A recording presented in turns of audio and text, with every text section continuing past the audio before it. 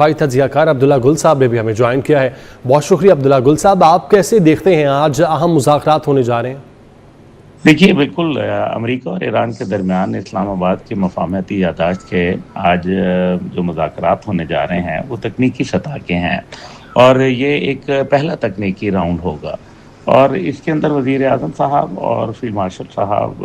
का वहाँ मौजूद होना ये इस बात का इशारा कर रहा है कि अब ये मुज़ाकरात जो हैं वो मीनिंगफुल होंगे, यानी कि इसका कोई नतीजा खेज़ मामलात जो हैं वो अब मेरे ख़्याल में बरामद होने जा रहे हैं। और दूसरी जानिब क्योंकि हम ये भी जानते हैं कि किस तरीके से हमारे वज़ीर दाखिला साहब भी वहाँ गए हैं और बाकायदा वो ईरानी क़यादत के साथ हमरा स्विट्ज़रलैंड पहुँचेंगे, तो इससे तो बड़ी वजाहत से ये नज़र आ रहा है कि अब मामलात किसी मजबूत नतीजे की तरफ बढ़ने की तरफ रवां दवा है। दूसरी जानिब अमेरिका भी जिस अंदाज के अंदर अब दिखा रहा है कि ज़रा इसराइल को आंखें दिखा रहा है, बता रहा है कि ये तमाम चीज़ें जो हैं अब उनकी जिस तरीके से इस खित्ते के अंदर बदमाशी है उसको रोकने के लिए अमेरिका भी सरगर्म है और उन्होंने भी सख्त बयानात दिए हैं। देखना यह है कि ये बयानात की हद तक रहेंगे या इसके ऊपर कोई अमली जो जामा है वो भी पहनाया जाएगा, क्योंकि माजी के अंदर भी हम बहुत सारी चीज़ों के डसे में हैं। इस वजह से अब वो जिसको कहते हैं छाछ फूंकना, हम छाछ भी फूंक के पी रहे हैं। तो इस वजह से जो ईरान है उनको ये बात है कि एक तरफ तो ज़ाहिर है जब पहले MOU साइन होता है उसके बाद 2 दफ़ा लबनान के ऊपर मुज़ाकरात की बाकायदा जिसको कहते हैं कि वायलेशन, वो खिलाफ वर्जी होती है इजराइल की जानिब से और इसी वजह से फिर मुज़ाकरात में तातुल आता है। अब फील्ड मार्शल साहब का वहाँ जाना मेरे ख़्याल में, क्योंकि वहाँ बहुत सारी आपको पता है अहम ममालिक के लोग भी शामिल होंगे और जनीवा एक ऐसी जगह है जहाँ स्विट्ज़रलैंड जहाँ मुख्तलिफ़ मुल्कों के लोग आए होते हैं, बड़ा हाई वैल्यू एक ये जगह है क्या समझी जाती है। तो इंशाल्लाह मैं समझता हूँ कि कोई नतीजा इसके अंदर ज़रूर निकलेगा, अल्लाह खैर करेगा और यहाँ कोई खैर ख़बर देखने में मिलेगी। लेकिन मेरा ये भी एक शक है कि इसके अंदर मुमकिन है कि हो सकता है कि वहाँ अमेरिका से कोई बड़ी शख्सियत भी तशरीफ़ ले आए। उसकी वजह यह है कि अगर फील्ड मार्शल जा रहे हैं, वज़ीर आज़म जा रहे हैं, वज़ीर दाखिला वहाँ मौजूद हैं, तो लगता यह है कि कोई बड़ी शख्सियत ईरान की जानिब से भी और वहाँ अमेरिका की जानिब से भी आ सकती है। बहरहाल ये अभी क़ब्ल-अज़-वक़्त है कहना, लेकिन मुझे ऐसा एहसास हो रहा है और मैं ये समझता हूँ कि ये मुज़ाकरात जो हैं इंशाअल्लाह ताला कोई बेहतरी की जानिब ही निकलेंगे और कुछ न कुछ हम जिसको कहते हैं इस्लामाबाद अपनी तौर पर पूरी कोशिश कर रहा है दुनिया में अमन लाने के लिए, सलामती के लिए, खैर के लिए। इंशाअल्लाह ताला मुझे भरपूर यकीन है कि जब फील्ड मार्शल साहब वहाँ मौजूद होंगे तो जिस तरह से ईरानी क़यादत उनका एहतराम करती है और वज़ीर आज़म साहब का एहतराम करती है, तो मेरा ख़्याल है कि काफ़ी चीज़ें तय होंगी। लेकिन दूसरी जानिब अगर हम ये भी देखें कि मुज़ाकरात को ख़राब करने में एक इजराइल ने जो किरदार अदा किया और जानबूझ के अभी तक वो किरदार अदा कर रहा है, वो मेरे ख़्याल में बिल्कुल भी उसको कोई पसंद नहीं कर रहा। कुछ लोगों का ये भी ख्याल था कि जी क्योंकि आप देख लीजिए कि MOU जो है उसके 14 नुकात में कहीं ये नहीं लिखा गया कि इसराइल लबनान से कैसे वापसी होगी, दरियाए लतानी के ऊपर जो उसका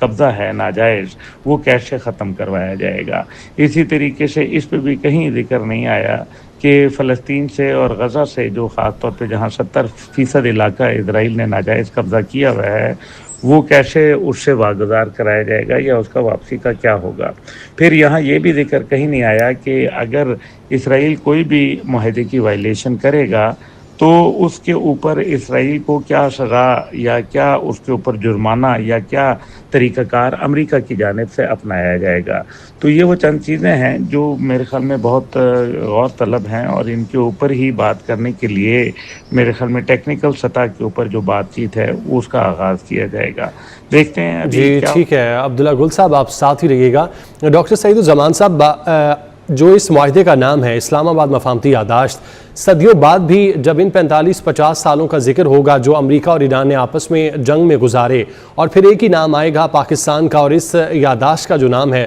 اسلام آباد مفاہمتی یادداشت، تو ذکر یہی ہوگا کہ پاکستان وہ واحد ملک تھا جس نے ان دونوں ملکوں کے درمیان جنگ کو روکا۔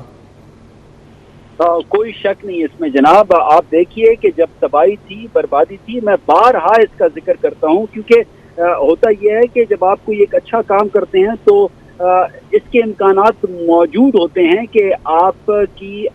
کسی بھی ایک اچھے اقدام کو فار گرانٹیڈ لیا جائے۔ کہا جاتا ہے نا کہ it's very easy to take things for granted. So جب تباہی تھی، بربادی تھی، کوئی امید نہیں تھی، اور کوئی بھی stake holders like China, Russia, European union, even جو مسلم کنٹریز ہیں آپ دیکھیے کہ کوئی بھی آگے بڑھنے کو تیار نہیں تھا۔ یہ ٹائم تھا جب پاکستان کی سویلین اور ملٹری لیڈرشپ نے جرأت مندی دکھائی اور ریچ آؤٹ کیا جناب واشنگٹن کو اور تہران کو۔ ہم سمجھتے ہیں کہ ایک طرف پاکستان کی جو لیڈرشپ ہے سویلین اور ملٹری، انہوں نے ایک ایسن قدم اٹھایا، تو دوسری طرف سے پریزیڈنٹ ٹرمپ ایڈمنسٹریشن اور جو پزشکیان کی جو حکومت ہے ایران میں، انہوں نے بھی فلیکسیبلٹی کا اظہار کیا بائی دین، اور آپ دیکھیے کہ سیز فائر ڈیل سیکیور ہوئی، پھر اسلام آباد ٹاکس 1.0، اور اب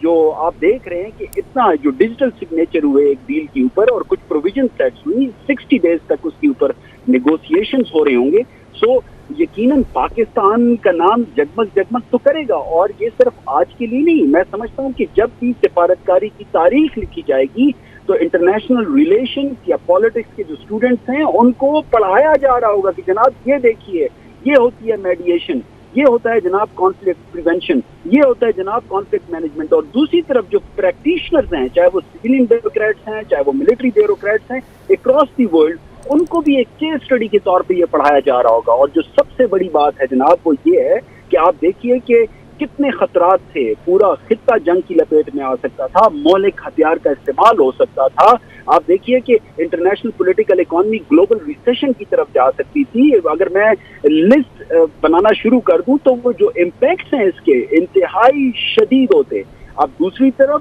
جب پاکستان کے بہترین ثالثی کردار کی وجہ سے امن اسٹیبلش ہو رہا ہے، تو دوسری طرف ہمارے پاس ایک طویل لسٹ ہے پازیٹیو امپیکٹس کی۔ نہ صرف United States of America, Iran, Israel اور گلف کنٹریز کے لیے یہ امن ضروری ہے، بلکہ میں سمجھتا ہوں پورا Middle East, Central Asia, South Asia, West Asia, پوری دنیا کے لیے، یورپین یونین، چائنا، پوری دنیا کے لیے یہ پیس بہت امپورٹنٹ ہے مڈل ایسٹ میں، اور اس کا سہرا یقیناً پاکستان کو جاتا ہے۔ اور پاکستان کے ساتھ جو کولیبریٹرز ہیں، سعودی عربیہ، قطر، عمان، ترکی، ہم سمجھتے ہیں کہ ہمیں سبھی کا شکریہ ادا کرنا چاہیے۔ اور میں تو یہاں تک پہلے دن سے کہہ رہا ہوں کہ جناب یہ جس آسان طریقہ سے پاکستان نے ثالثی کی اور یہ امن اسٹیبلش ہوا، تو نوبیل پیس پرائز کی نامینیشن ہونی چاہیے، جوائنٹ نوبیل پیس پرائز کی نامینیشن ہونی چاہیے۔ یہ بہت زیادہ ضروری ہے جناب، ہمیں چیزوں کو فار گرانٹیڈ نہیں لینا۔ یہ ایک ایسی ثالثی تھی، یہ ایک ایسا ڈپلومیٹک ایفرٹ تھا، میرے خیال سے تاریخ اس کو یاد رکھے گی، اور جیسے میں نے پہلے آپ کو کہا، یقیناً دنیا کے نقشے پہ پاکستان جگمگ کر رہا ہے۔